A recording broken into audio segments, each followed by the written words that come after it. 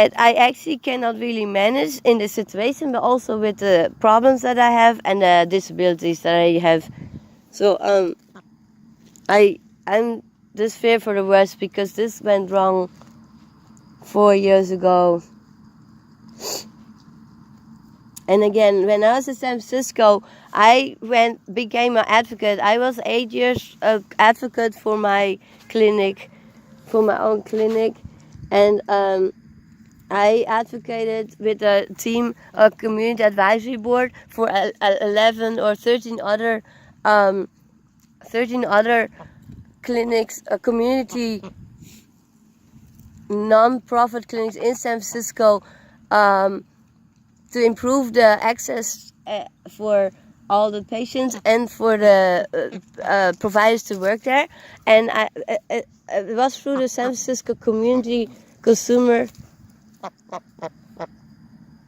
SFCC, the San Francisco Community Consumer Conservatory, I believe, and they fund those most of the those clinics, and then some federal funding. But that's where I get to learn from people come in, specialists, and they tell us about the numbers of how people like me, the patient that I turned out to be, and that I try to not become a statistic, is the revolving door patient, we call that in the policy kind of meetings. And instead of access to primary care and managed care, the ER care is so exponentially and much more. We're talking about 500, 600% more.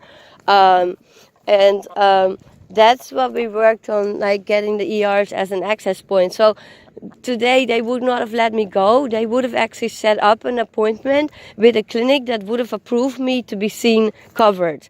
Because they told me now too, like that the clinic would see me. They told me on the phone they wouldn't. So them just saying something that represents something else than I tell them that I was informed differently about, is just the worst thing you can do with someone, to me, to deny access. And then again, to label me as that shitty, hopeless, mentally ill, retarded, unwilling, stubborn, drug using, which I don't use drugs.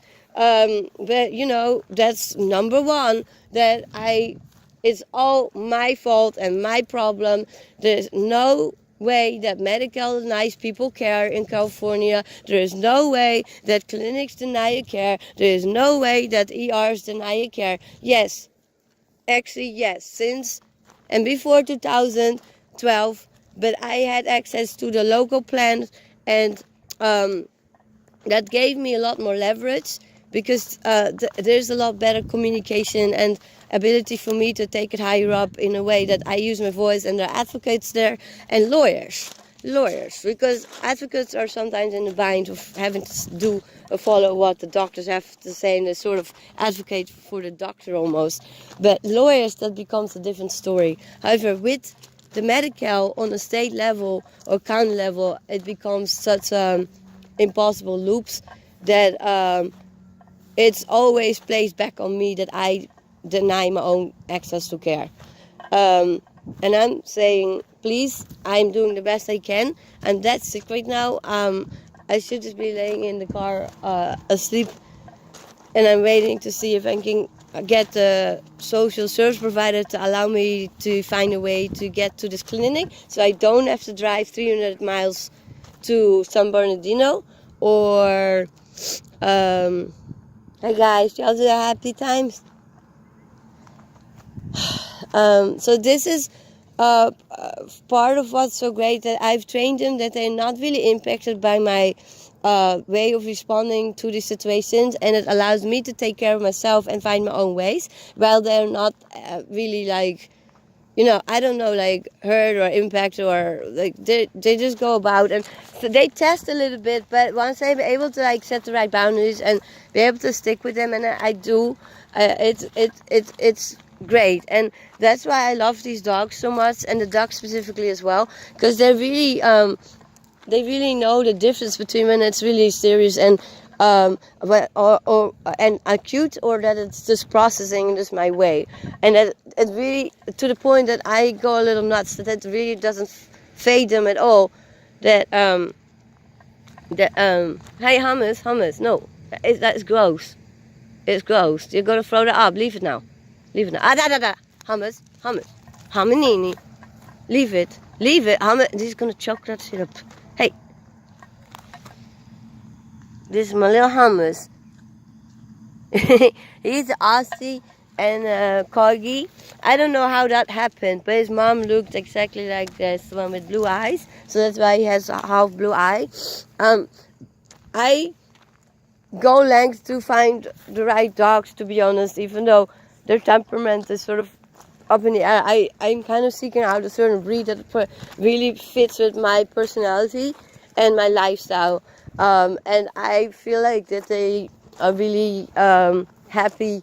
You know, they have their quirks, but like I said, I have my own quirks as well. And we're really good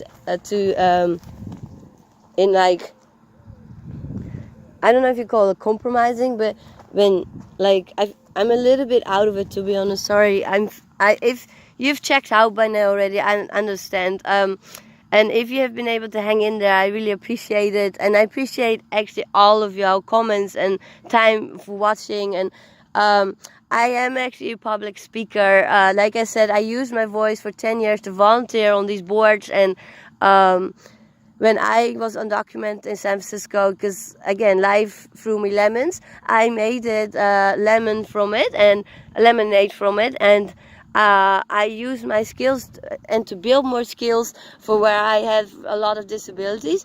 And I love politics, to be honest, and these policy and writing grants, and I'm just not so easy with the service, because I see that they just sort of, the service take the brunt. They don't have a lot of agency, and their hands are tied, because I don't believe in 1 second that if that doctor had easier access to prescribing non-drowsy, non-controlled drugs, that she would have done that. But and again, other doctors do that anyway, because they just step it up, say, sorry, this person's in this situation and we're preventing this and that emergency. But she didn't ask for it. She didn't want to know. Oh, guys, you see them eat this stuff, but again, because we live outdoors, and normally they're actually without my supervision in the morning, they actually used to chowing this stuff down. They also get raw bones several times a month to really get that digestion going. They're being dewormed and everything else as well. They actually don't have worms or other stuff. But so y'all know that I'm not like blanking out. Like hummus just chokes that crap back, and it's kind of weird to like choke him over like, something that he doesn't get sick from actually. But again, I do check it. Like it wasn't molded. It wasn't like it's basically beef jerky for them. So sorry about that. That y'all know, like, oh my god, like what is that lady doing? And then she's blabbing about her own dramas. Yeah, I know you're pissed that you didn't get the carcass. I can't take a risk letting him go here, because that's kind of what helps me maintain the control right now, so that when she's on the parking lot and other people might have the idea to do something funny, or he might even have to do something funny, it's easier to just completely not able to manage anymore. And he used to be okay, but then the harassment was so much worse a year ago, actually, since we left here, basically a year ago, after I rescued this dog. And again, I will go into that in another video, that my argument is, and my experience is, that they decondition my dog to listen most of the time with certain things. And it sounds a little bit out there, but I have no words for it. That's with the windows opening and accessing my car and having luring the dog out with a high frequency sound and having him run around, making sure to create a social scene that warrants people to call the police. Because I would call the police if someone is like trying to get the dog back and gets completely upset, and because they argue that someone is running the dog around. Now it's also my service dog, and again, because I have a lack of access to privilege and certain skill set or attorneys, I don't get to stand up for myself in a way that other people, I see people do in the media, that they cannot deny my services in the hospital, in my county of residence, in the ER, because I bring a service dog in, or that they cannot distract my service dog, that's punishable by law. But I have nowhere to turn to that the police is taking me seriously, or allow me not to basically have the dogs removed in the situation when I do speak up about it. Again, this is been happening over and over and over and over, and I fought really hard to keep us all together, and I always make progress, but it has been hard lately to actually win this, because it starts to accumulate, and it impacts me physically, and in that exchange, then again mentally. However, I'm very strong. The videos that I started to make actually helped me a lot, getting my voice back, and just like having my side of the story kind of being shared, and also have other people responding, whether it's natural or not, because I was kind of impressed that there haven't been really any trolls, because I was like, okay, if I'm gonna put myself out there, I might have some dipshits that, just like in real life, really are harming me specifically because I'm disabled, like in Slab City, and specifically on my disability. So I commend the viewers for being so respectful, and other times really honest. Like it is a pretty harsh situation in Slab City, and there is a trust problem, and it, I believe in my city, it does impact my health. So yeah, if people have like honest comments about that, I think that is fine. I don't know, like, I don't know. Maybe per video might not be the best idea to combine it with if I speak up about a pastor who is dying, but there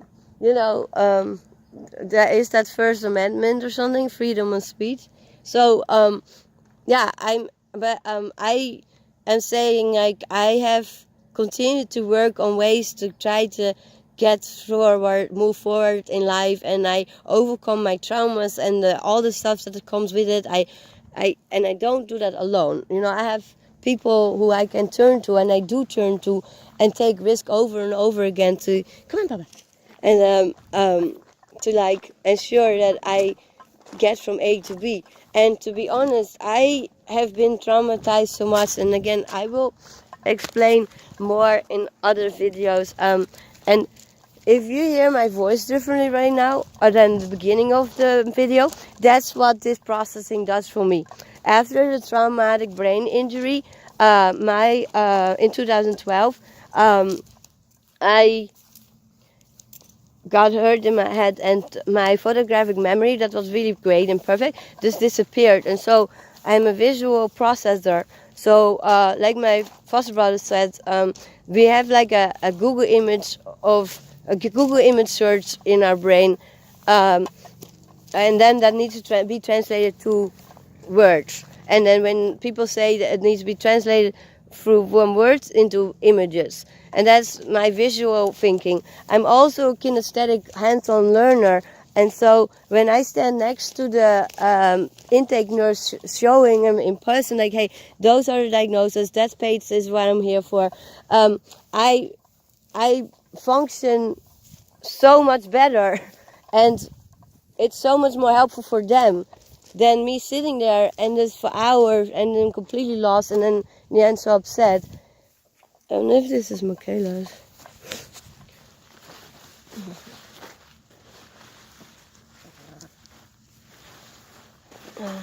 I was here because last year there were my friends sitting there at the dumpster. I think I just said that, and I sat with them till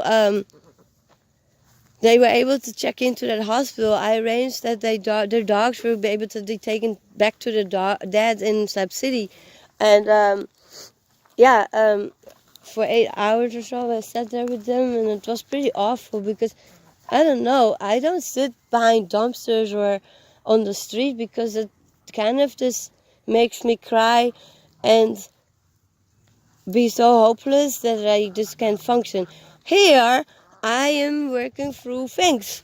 I am enjoying and calming myself down with symptoms that I earlier described or showed, actually, because it's hard to describe for me of like I don't know if it's anxiety, but it's more like of like a problem with emotional dysregulation, like that all these feelings come up at the same time, and that the trigger, the fight flight mode, in addition of that, puts me in another mode of like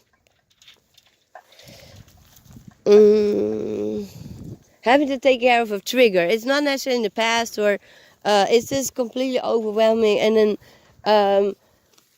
like yesterday I was on my way to the ER, and I was being harassed at the gas station, and I got triggered, and I wanted to get away from my dogs and me.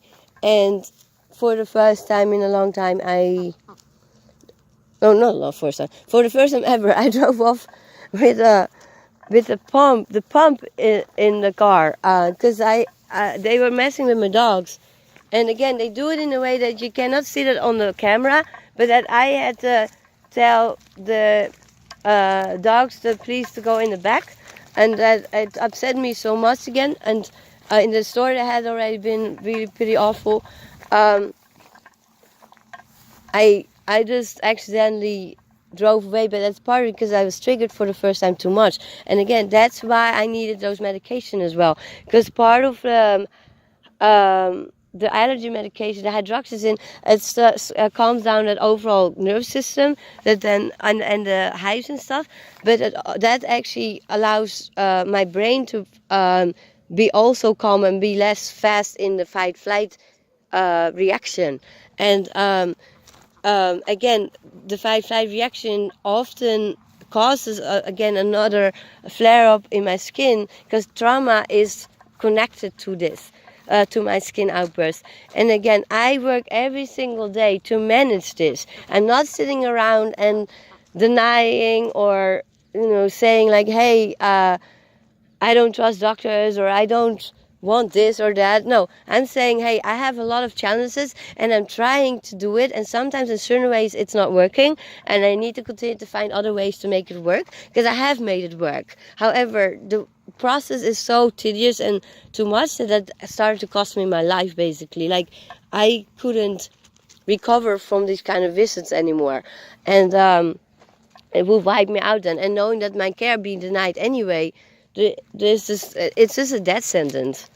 It's just a bloody death sentence. But again, I have people who listen to me, and now even this YouTube video is channel is starting to become kind of a platform for me, partly really to allow me to process this and to use my public voice that is being squashed and squandered and questioned and stigmatized and basically pathologized when I'm making these visits. And someone with more privilege and professionalism and credibility tells me that they are in charge and know better what my care needs to be in 2 minutes meeting me instead of me 40 plus years dealing with this crap and actually being quite good at it.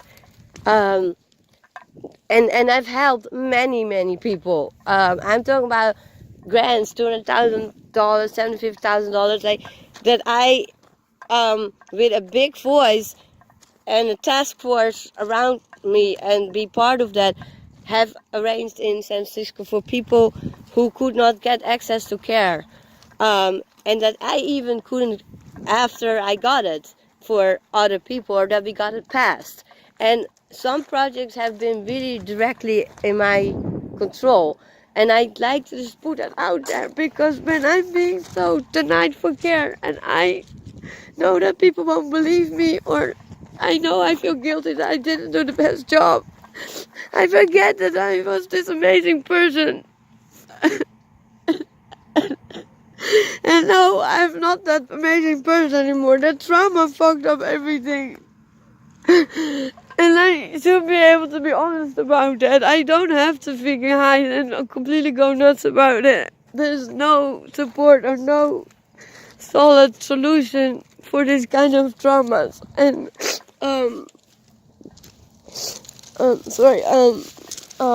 severe violence, and that it isolates me from the community that I really need, and that where I did get the care and where they speak the policy language that I've been trained in. Because these counties, they don't have that kind of funding, so there are no people coming to educate both the providers and the patients, who then use that privilege and power to make these positive change for everyone. Like just one day dropping appointments at my clinic, that took me 2 years to be able to arrange. Like, and then with other people having to like write testimonies, that I'm like, oh my God, I'm not the only one going through this. That should never be happening. It's worse enough that I go through that alone, but why does it happen with other people? And I'm always upset because we're all someone's child. We all want the best for our kids.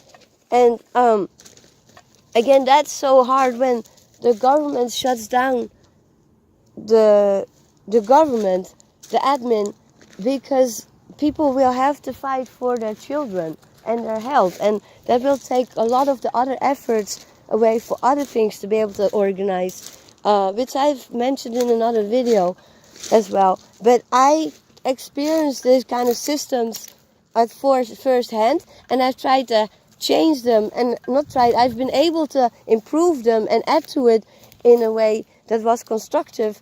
And there are reports, I will try to find some info and try to see if I can find some links or so that the so again, thank you so much for like hanging there. I'm feeling a lot better, and I'm well enough to start the same thing over again, but in a different way.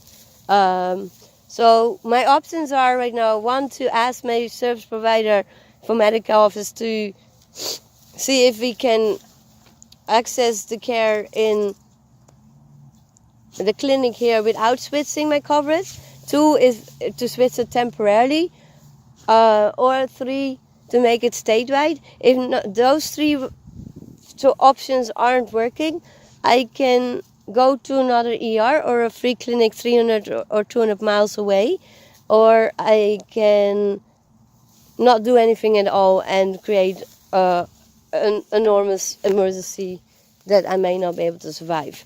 So the first several things were... What's wrong, Papa?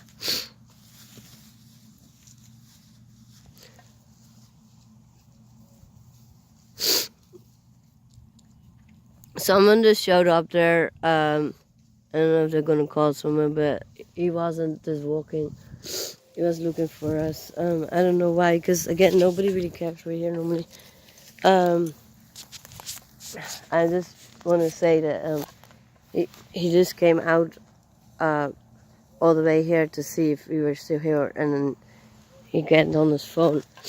Again, it's made sort of obvious. It's not like that he randomly standing on his phone. When he's seen me seeing him, he goes on the phone and ensures that he stands there while he sees me walking there. Again, this is public land. It's not a problem.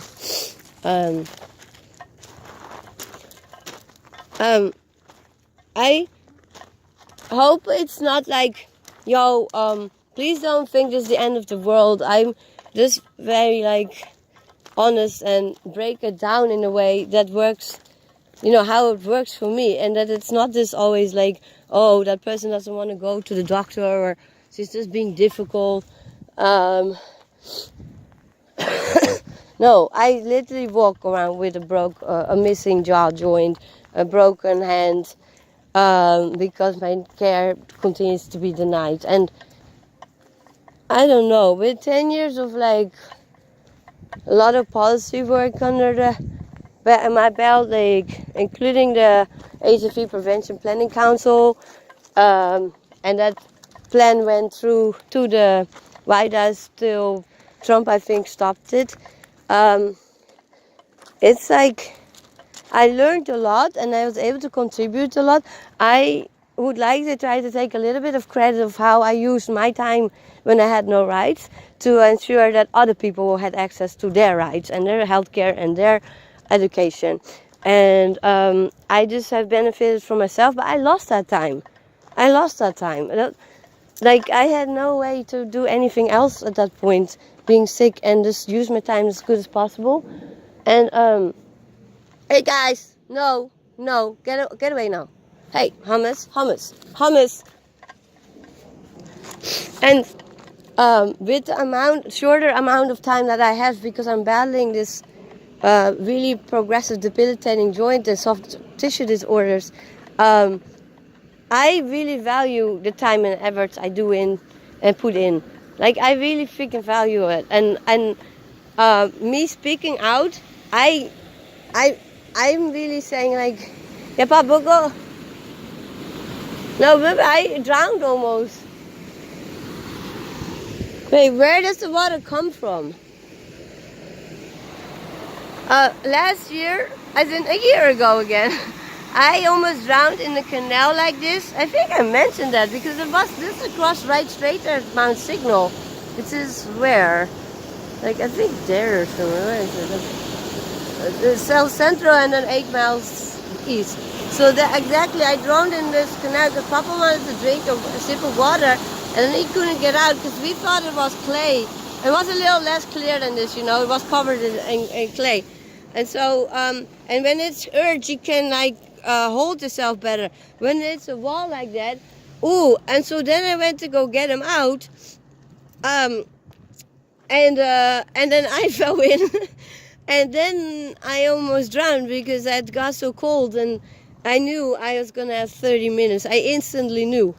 So then, I was like, okay, I have to divide my time between trying to get out and trying to swim to the other side where there might be something on the wall that that can get me out, but that they won't see me off the side of the road. So, because that was the one other option, that someone might be seeing the dogs or me, and now they had not at all.